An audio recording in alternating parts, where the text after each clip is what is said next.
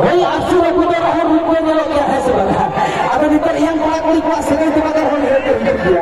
Ada di asu tu nengkau kalau semua sangat cermin mana. Jatuh hal tu dah hingga karya kerja orang metang kerja hoki pet.